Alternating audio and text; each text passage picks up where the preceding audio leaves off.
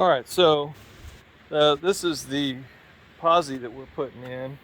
Got a 411 gear installed on it, and just like normal, not sure if people have done this regular, but normally what you have to do is you have to heat this up to get it to fit on there. So I used just a propane torch, heated it up probably 150 degrees, maybe 200. Got all these bolts going in there. I just make sure that it sets up against the face. Don't use the bolts to set it. If you use the bolts to set it, you're going to get it crooked or something. That's going to be a big problem. So, and I do this the old-fashioned way. So I installed these on, with a hammer and a bushing, and it's all good. That's how I do it. I let my press out to somebody a few years ago, and I hadn't got it back. But when you tighten these up, they tighten up to 65. They have reverse threads, okay? And you're going to want to do it in a pattern, okay? Don't just go around.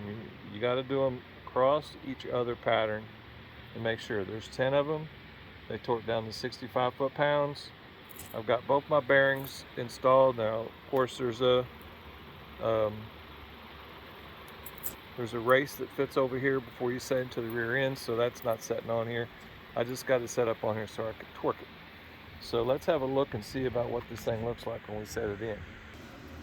Okay, so I've got it all installed, and this is using the stock shims that were in the rear end when I got it, okay? So, and I measured the backlash, and it's right at 6 thousandths, okay? And that's basically what you want. That is the minimum number, okay, according to the list. These end caps torque to 60. So they're just buzzed down real quick for now, but it looks like I've got a good setup. I'm going to put the marking compound on it and see what we got. So the ring gear comes with this list here, and we're on the 8.5, 8.6, okay? Backlash 6 to 10. Preload, let's see here, 14 to 19, and we got 15. So we're in good shape. We just need to look at our pattern. Okay, so we got 4 teeth painted up real nice and smooth, okay? And I've got some AC Delco gear marking compound right there. There's the part number for it. So now what I will remember to say, I forgot to say it earlier, whenever you do a dial indicator measurement on a ring gear, on a new ring gear, you're supposed to do 2 or 3 of them 90 and 180 degrees, measure it out to make sure that you don't have it so close. So right now our lash is 6 thousandths. If I move it 90 degrees and I get a 5, and 90 degrees again and I get a 7, that should be close enough.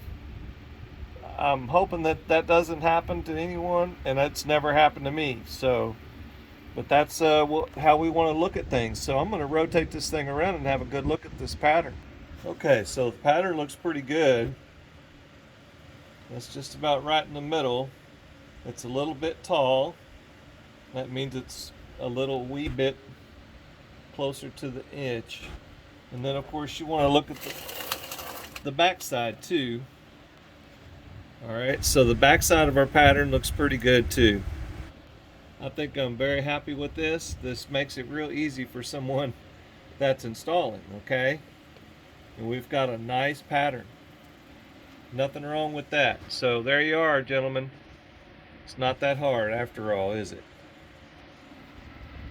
You got to have a dial indicator, a torque wrench, marking compound. Of course, on this locker rear end, it's a little different. It doesn't use a C-clip. It has a spacer that goes in there, and there's a little plug here with a C-clip that closes this hole up. So we'll get this thing put together, and I hope this has helped someone. Sorry, this is not a perfect step-by-step video. There's plenty of them out there that have a whole bunch more information. So I'm just trying to get you by and get you what you need to do. There's no extraordinary abilities going here. This is just regular old gears and wrenches. So I hope this helps somebody. Y'all have a good day. Thank you.